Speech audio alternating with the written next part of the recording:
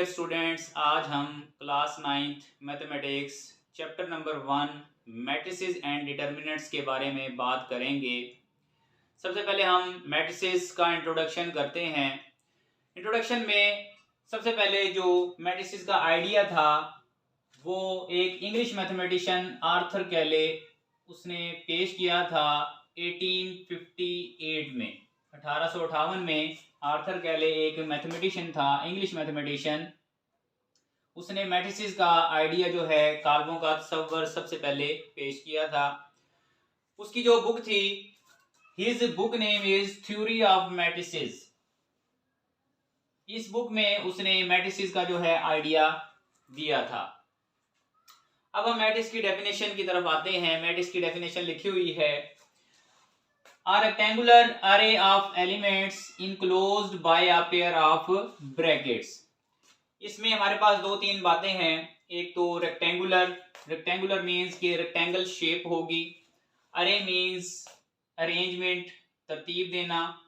Of elements को या entries को तरतीब देने के बाद enclosed bye a pair of brackets, तो आपने एक ब्रैकेट के जोड़े में उसको बंद कर देना है। इनक्लोज्ड का मतलब है बंद कर देना। तो ये डेफिनेशन कुछ इस तरह बन जाएगी कि एक ऐसी मुस्ततीली बनावट जिसमें एलिमेंट्स को एक खास तरतीब से ब्रैकेट्स के पेयर में बंद कर दें तो हमारे पास एक मैट्रिक्स बनेगा, कॉलम बनेगा। तो हम इसको जो है एग्जाम्पल में हमारे पास कुछ नंबर लिखे हुए हैं, उन नंबर्स की मदद से हम एक मैट्रिक्स बनाते हैं इस डेफिनेशन को फॉलो करते हुए। अब यहाँ पर एग्जाम्पल से पहले अगर हम एक और बात यहाँ पर लिखी हुई है कि matrices are denoted by capital letters of English alphabets. Matrix को जो नाम देते हैं आप, वो आपने कैपिटल लेटर्स यूज करने हैं इंग्लिश अल्फाबेट्स के, कैपिटल बड़े हरूफ यानी कि A B C up to सोन एक्स वाई जी, बड़े हरूफ आपने यूज करने हैं जब आपने मैट्रिसेस को नाम देना है। तो एग्जांपल में हमारे पास कुछ नंबर्स लिखे हुए हैं 1 2 3 4 5 6।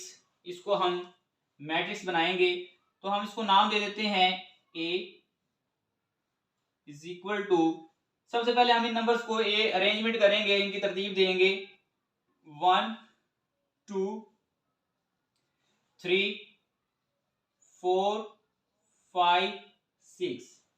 ये हमने एक तरतीब दे दी है और अब इसको हम पेयर ऑफ ब्रैकेट्स में क्लोज कर देंगे। तो ये हमने इसको क्लोज कर दिया है। तो आपको नजर आ रहा है कि ये एक रेक्टेंगुलर शेप है जिसको हमने नंबर्स को एक खास तरतीब से इसके अंदर पेयर ऑफ ब्रैकेट्स में बंद कर दिया है। तो ये हमारे पास एक मैट्रिक्स बन चुका है। अब इस मैट्रिक्स में दो बातें होती हैं, एक रोज होती हैं और एक कॉलम होते हैं। तो रोज और कॉलम्स के लिए आपने जो हमारे पास हॉरिजॉन्टल लाइंस होती हैं वो रोज होती हैं। जैसा कि ये हमारे पास रो 1 है, इसको हम R1 का नाम दे देते हैं। ये हमारे पास सेकंड रो है, इसको हम R2 का नाम दे देते हैं। जो हॉरिजॉन्टल लाइंस होंगी वो रोज कहलाएंगी। कॉलम्स के लिए हम ये मैट्रिक्स दोबारा यहां पर लिख लेते हैं,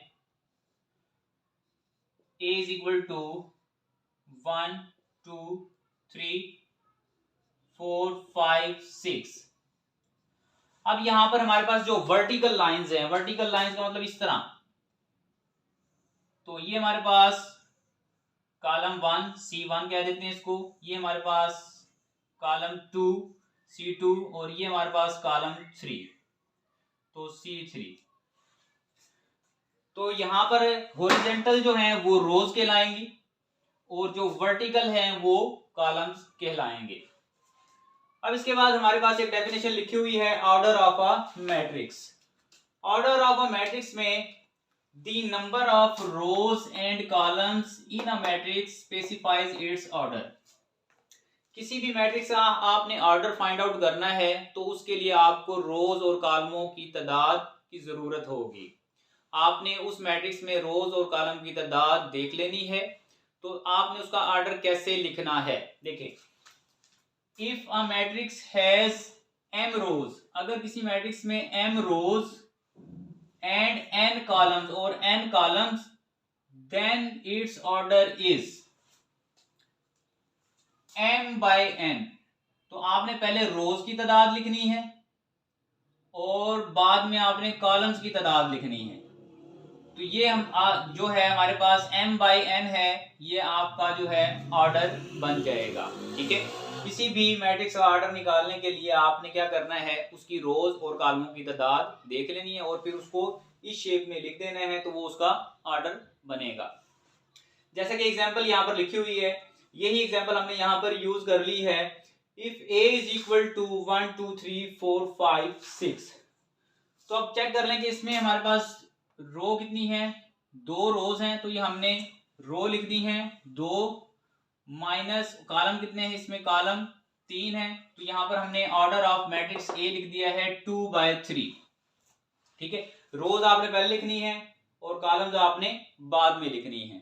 ठीक है, अब इसके बाद जो है इक्वल मैट्रिक्स की डेफिनेशन आ गई हमारे पास। Two matrices A and B are equal if and only if, दो मैट्रिसेस A और B सिर्फ और सिर्फ उस वक्त इक्वल हो सकते हैं जब वो इन बातों को पूरा करेंगे। पहली बात हमारे पास है कि order of matrix A is equal to order of matrix B, यानी कि दोनों मैट्रिसेस के ऑर्डर सेम होने चाहिए, बराबर होने चाहिए। ऑर्डर अभी हमने ऊपर फाइंड आउट किया है। और दूसरी बात है कि their corresponding entries are same, तो उनकी कोरेस्पोंडिंग एंट्रीज यानी कि उनकी आमने सामने वाली एंट्रीज भी जो है वो क्या होनी चाहिए, सेम होनी चाहिए, एक जैसी होनी चाहिए। तो हमारे पास एक एग्जांपल लिखी हुई है, इससे हम ये दोनों बातें चेक करते हैं कि ये दोनों इक्वल मैट्रिक्स हैं या नहीं, बराबर हैं या नहीं। तो ये हमारे पास मैट्रिक्स ए लिखा हुआ है A 2 4 7 9 और मैट्रिक्स B लिखा हुआ है 1 + 1 4 8 - 1 5 + 4। तो सबसे पहले हम इन दोनों मैट्रिक्स का जो है ऑर्डर चेक करते हैं। तो पहली बात, इसमें कितनी रोज हैं, 2 और कॉलम भी 2 है, तो इसका ऑर्डर बनेगा 2/2। अब इसका ऑर्डर भी हम चेक कर लेते हैं, ऑर्डर ऑफ मैट्रिक्स B, इसमें कितनी रोज हैं, 2 हैं और कॉलम भी 2 हैं, तो इसका ऑर्डर भी 2/2। तो पहली बात जो है वो ठीक हो गई है कि order of A is equal to order of B। अब हम दूसरी बात चेक करते हैं, their corresponding entries are same हैं या नहीं, तो इसमें चेक कर लेते हैं। कोरेस्पोंडिंग से मुराद है कि ये वाली एंट्री पहले नंबर पर और यहाँ पर जो लिखा हुआ है ये सेम होना चाहिए। यहाँ पर 2 लिखा हुआ है, यहाँ पर 1 + 1 प्लस करने के बाद 2 ही आएगा। ये भी सेम है, 4 4 7 और यहाँ पर 8 - 1 करेंगे 7 ही आएगा सेम। यहाँ पर 9 लिखा हुआ है और यहाँ पर 5 + 4 ये 9, तो यानी कि इनकी जो है कोरेस्पोंडिंग एंट्रीज, आमने सामने वाली एंट्रीज जो हैं वो भी सेम हैं। तो यहाँ पर आप लिख देंगे देयर कोरेस्पोंडिंग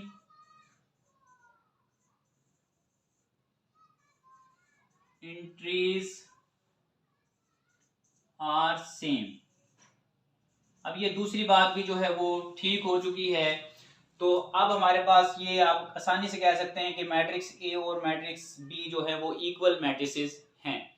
अगर इन दोनों बातों में से अगर एक बात भी गलत हो जाए तो मैट्रिसेस इक्वल नहीं होंगे।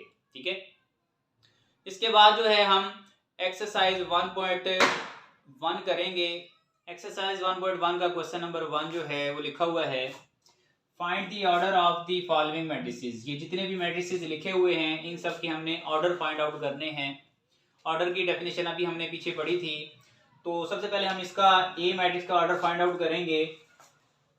तो यहाँ पर लिख लेंगे ऑर्डर ऑफ ए, या सिंपल आप ऑर्डर भी लिख सकते हैं। तो ऑर्डर चेक करने के लिए हमने बात की थी कि आपने सबसे पहले रोज की तादाद देखनी है और फिर कॉलम की तादाद। इसमें रोज जो है हमारे पास 2 हैं और कॉलम हमारे पास 2 हैं, तो ये इसका ऑर्डर बन जाएगा 2/2। तो ये हमारे पास इसका आंसर आ जाएगा 2/2। तो ये हमारा क्वेश्चन नंबर 1 का जो ए मैट्रिक्स है वो सॉल्व हो जाएगा। अब जो है हम ये बी मैट्रिक्स जो है इसका ऑर्डर फाइंड आउट करेंगे। तो यहाँ पर आप लिखेंगे ऑर्डर ऑफ बी। तो इसमें रोज कितनी है, इसमें 2 रो हैं और 2 ही कॉलम है, तो इसका ऑर्डर बन जाएगा 2/2। तो ये इसका आंसर आ जाएगा 2/2। इसके बाद जो है सी का ऑर्डर हम चेक करेंगे। तो यहाँ पर हम लिख देंगे ऑर्डर ऑफ सी। तो अब इसमें आप रोज चेक कर लें कितनी रोज हैं। इसमें 1 रो है और कॉलम जो है इसमें 1 2 कॉलम है, तो इसका ऑर्डर बन जाएगा 1/2। अब हम डी का जो है ऑर्डर लिखेंगे, यहाँ पर लिख लेंगे ऑर्डर ऑफ मैट्रिक्स डी। तो इसमें आप चेक कर लें कि इसमें रोज कितनी है। रोज 1 2 3 रोज हैं और कॉलम इसमें 1 है, तो 3/1 जो है इसका आंसर आ जाएगा। इसके बाद ई मैट्रिक्स को में हम चेक करेंगे ऑर्डर ऑफ ई, तो ये आ जाएगा हमारे पास में रोज कितनी है 1 2 3 रोज हैं 3 और कॉलम कितने हैं 1 2 कॉलम है, तो ये इसका आंसर आ जाएगा। एफ में आप चेक कर लें F order of F is equal to इसमें कितनी रोज हैं 1 रो है और 1 ही कॉलम, तो ये बन जाएगा 1/1। और इसके बाद जी मैट्रिक्स में आप चेक कर लें order of G. Order of G हमारे पास बनेगा इसमें 1 2 3 रोज 1 2 3 और 3 कॉलम, तो ये बन जाएगा 3/3। और लास्ट हमारे पास जो एच मैट्रिक्स है इसमें हम इसका ऑर्डर लिख देंगे order of H is equal to इसमें 2 रो है 1 2 रोज और कॉलम 1 2 3, तो 3 इसका जो है 2/3 इसका ऑर्डर बन जाएगा। तो ये हमारे क्वेश्चन नंबर 1 का जो क्वेश्चन नंबर 1 जो है वो कंप्लीट हल हो जाएगा। हाँ जी, क्वेश्चन नंबर 2 जो है उसमें लिखा हुआ है which of the following matrices are equal. ये हमारे पास मैट्रिक्स लिखे हुए हैं कुछ, तो हमने ये बताना है कि इनमें से कौन से मैट्रिक्स जो है वो इक्वल मैट्रिक्स हैं। पीछे हमने इक्वल मैट्रिक्स की डेफिनेशन पढ़ी थी कि जिनके ऑर्डर सेम हो और जिनकी कोरेस्पोंडिंग एंट्रीज जो हैं वो सेम हो उनको हम इक्वल मैट्रिसेस कहते हैं। तो सबसे पहले हम ए मैट्रिक्स को चेक करते हैं सबके साथ कि ये किसके साथ इक्वल है। तो आपने क्या करना है, ए मैट्रिक्स का ऑर्डर जो है वो लिखा है वो है हमारे पास 1/1, तो आपने चेक कर लेना कि 1/1 ऑर्डर किस मैट्रिक्स का है। तो यहाँ पर बी का नहीं है, सी को हल करेंगे 5 - 2 तो ये 3 आएगा। ए और सी का ऑर्डर सेम है, इसके अलावा ए का किसी के साथ ऑर्डर सेम नहीं है, तो यहाँ पर जो है 3 आ जाएगा। इसको हल करने के भी 3 आ जाएगा, इसका मतलब है कोरेस्पोंडिंग इंट्रीज जो है वो भी सेम है, इसका मतलब ये दोनों मैट्रिक्स जो है वो इक्वल मैट्रिक्स हैं। तो यहाँ पर आप लिख देंगे इसका आंसर में A and C are equal matrices. तो पहला हमारे पास ये आ जाएगा ए और सी जो है वो इक्वल मैट्रिसेस हैं। इसके बाद हम बी को चेक करेंगे। बी जो है उसका ऑर्डर जो है वो 1/2 है, इसके बाद सी का नहीं है, डी का ऑर्डर भी 1/2 है, लेकिन इनकी कोरेस्पोंडिंग एंट्रीज जो हैं वो सेम नहीं है, इसका मतलब बी और डी इक्वल नहीं है। फिर हम आगे चलेंगे, ई इनका ऑर्डर सेम नहीं है, बी और ई का, बी और एफ का भी ऑर्डर सेम नहीं है, बी और जी का ऑर्डर भी सेम नहीं है, बी और एच का ऑर्डर भी सेम नहीं है, बी और आई का ऑर्डर सेम है और इनकी कोरेस्पोंडिंग एंट्रीज यहाँ पर भी 3 लिखा हुआ है, यहाँ पर भी 3 और 5 और इसको हल करेंगे तो ये भी 5 बनेगा। तो इसका मतलब है कि बी और आई ये इक्वल मैट्रिसेस हैं, तो इसका आंसर हम यहाँ पर लिख देंगे इसी तरह B and I are equal matrices. ठीक है, इसके बाद हमारे पास जो है हम डी को चेक करेंगे।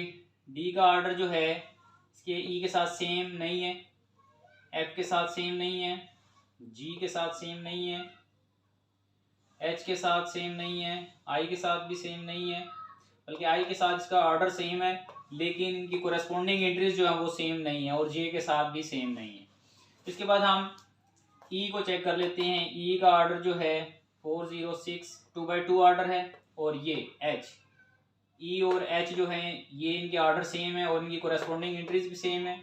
इसके अलावा जे जो है इसका ऑर्डर भी ई और एच के इक्वल है और इसको हल करेंगे, यहाँ पर 4 आएगा, 0 6 और 2, इसका मतलब है कि ई एच और जे ये तीनों इक्वल मैट्रिसेस हैं, तो आप इसका आंसर यहाँ पर लिख देंगे E, H and J are equal matrices. ठीक है, इसके बाद हम E हो गया है, F को चेक करेंगे। F और G का ऑर्डर सेम है और इनकी जो करस्पॉन्डिंग इट इज 2 6 लिखा हुआ है, यहाँ पर भी हल करेंगे 2 आ जाएगा और इसको हल करेंगे 3 + 3 6, यानी कि E, F और G जो है ये भी सेम है। तो इसमें आपने F and G are equal matrices. इसके अलावा कोई मैट्रिसेस जो है वो इक्वल नहीं है, तो ये इसके आंसर आ जाएंगे 4। अब आपसे पूछा जाए कि ये सेम क्यों है, तो इसकी आपने रीजन बता देनी है कि इनकी ऑर्डर सेम है और इनकी कोरेस्पोंडिंग इंटरेस्ट भी सेम है, इसलिए ये जो हमारे पास मैट्रिसेस हैं ये वाले इक्वल मैट्रिसेस हैं। इसके बाद क्वेश्चन नंबर जो 3 है, find the values of A, B, C and D which satisfy the matrix equations। अब हमारे पास ये मैट्रिसेस दिए हुए हैं क्वेश्चन में, आपने यहाँ से A, B और C की वैल्यू फाइंड आउट करनी है, जबकि ये दोनों मैट्रिक्स जो है वो इक्वल मैट्रिक्स हैं। ठीक है, तो आपने इनको कंपेयर कर लेना है। तो हमारे पास ये जो पहली एंट्री है ये पहली एंट्री के इक्वल आ जाएगी, यहाँ पर आ जाएगा A + C = 0, ये इसकी इक्वल आ जाएगी और सेकंड जो है वो सेकंड के इक्वल। अब यहाँ पर आप लाइन लगा लें और ये बन जाएगा A + 2B = -7। इसके बाद तीसरी हमारे पास इसके इक्वल आ जाएगी, तीसरी के C - 1 = 3 और लास्ट में हमारे पास 4D - 6 = 2D। इन इक्वेशंस को आप ऊपर नीचे लेकर भी हल कर सकते हैं, लेकिन ये मेथड जो है वो आसान है। अब आपने देखना है कि आपके पास 4 इक्वेशंस बन चुकी हैं, इनमें से सबसे आसानी से किस की वैल्यू निकल सकती है, A, B, C या D की। तो आप चेक कर सकते हैं, यहाँ पर नहीं निकल सकती, यहाँ पर भी नहीं, यहाँ पर जो है वैल्यू आसानी से निकल सकती है। आप इस वन को दूसरी साइड पर ले जाएंगे तो C आ जाएगा 3 और ये इधर आकर प्लस हो जाएगा 1, ये बन जाएगा C = 3 + 1 4। तो ये हमारे पास पहला आंसर आ जाएगा। इसके बाद इसको भी हम आसानी से हल कर सकते हैं, 4D और 2D को इस तरफ ले आए, -2D हो जाएगा और इस 6 को दूसरी साइड पर लेके जाएंगे तो ये +6 हो जाएगा। D वाली रकमें हमने एक साइड पर कर ली हैं और ये कांस्टेंट वैल्यू को दूसरी साइड पर ले गए। 4D - 2D तो ये हमारे पास बन जाएगा 2D, 4 - 2 2, D = 6 और D की वैल्यू आ जाएगी, ये 2D के साथ मल्टीप्लाई हो रहा है, इस तरफ जाकर डिवाइड हो जाएगा 6/2, इसको कैंसिल करेंगे 2 3 are 6, यानी कि D की वैल्यू हमारे पास आ जाएगी 3।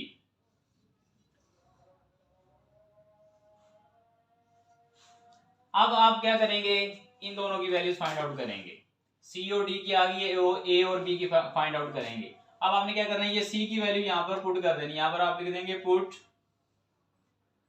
C = 4, तो ये A इसी तरह आ जाएगा प्लस C की जगह पर C की वैल्यू 4 = 0।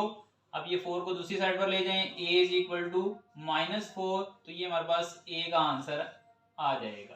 ठीक है, अब यहाँ पर हम वैल्यू फाइंड आउट करेंगे। अब यहाँ पर A + 2B = -7 लिखा हुआ है, तो हमारे पास A की वैल्यू ये लिखी हुई है, यहाँ पर पुट कर देंगे, पुट A = -4, तो A की जगह पर आ जाएगा -4 + 2B = -7। अब इस 4 को दूसरी साइड पर ले जाएंगे तो यहाँ पर 2B बच जाएगा और यहाँ पर -7 पहले से मौजूद है और -4 को इधर लेके जाएंगे तो +4 हो जाएगा। अब इसके बाद जो है 2B = इन दोनों को हम हल करेंगे तो -7 + 4, इसको हल करेंगे तो ये आ जाएगा -3, तो B = -3/2, ये 2 इसके साथ मल्टीप्लाई हो रहा है, दूसरी साइड पर जाकर डिवाइड हो जाएगा। तो ये हमने A, B और C की वैल्यू फाइंड आउट करनी थी, वो हमारे पास आ चुकी हैं। तो इस तरह ये हमारे पास एक्सरसाइज 1.1 जो है वो कंप्लीट हो जाएगी।